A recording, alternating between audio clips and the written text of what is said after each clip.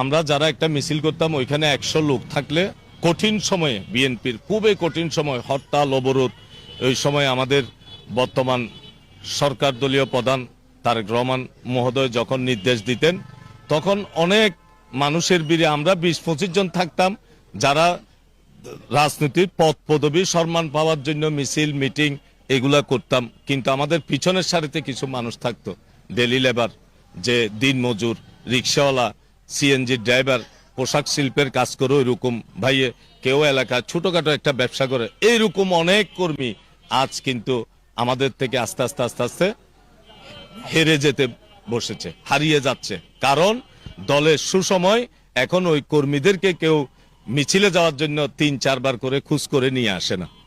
এখন ওই কর্মীরা ওরাই মনে করতে চাহিরে আমরা তো দলের জন্য জেল কেটেছি, জুলুম হয়েছি, প্রত্যেক দিন মিছিল করতাম, হরতালের দিন মিছিল করতাম।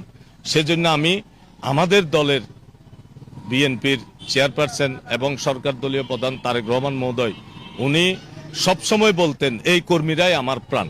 কিন্তু আমাদের একটা বিষয় হচ্ছে যে আমি যেটা বাস্তব সত্য কথা সেটা হচ্ছে এখন বাংলাদেশে অনেক জায়গায় নেতৃত্বর যাদের সাথে ওই কর্মীরা আন্দোলন করেছে তারা আজকে পদ পদবিতে নেই, তারা ভালো জায়গায় নেই।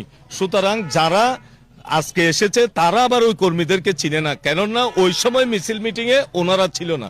সুতরাং ওনারা ওই কর্মীদেরকেও চিনে না ওই সময় মিছিল মিটিং এ কোন কর্মীটা ছিল।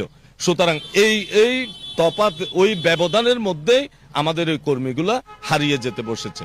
আমাদের এখন একটাই কাজ হবে, যতই আমরা ভালো জায়গায় যাই, ভালো সময় আসুক, আমরা একটু সমাজে কুচ করে, বাড়িতে কুচ করে ওই কর্মীগুলা যারা মিছিলে যাইতো দুঃসময়ে, যারা মামলা খেয়েছে, যারা জেলে ছিল, ওই কর্মীগুলাকে আমরা যদি একটু খোঁজ খবর নিই এই দলের প্রাণ আবার ফেরত আসবে।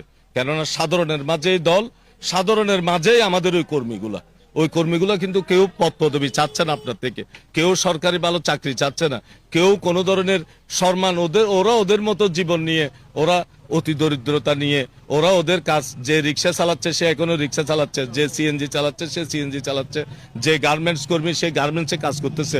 কিন্তু তাদের একটা আশা, সরকার দল তাদের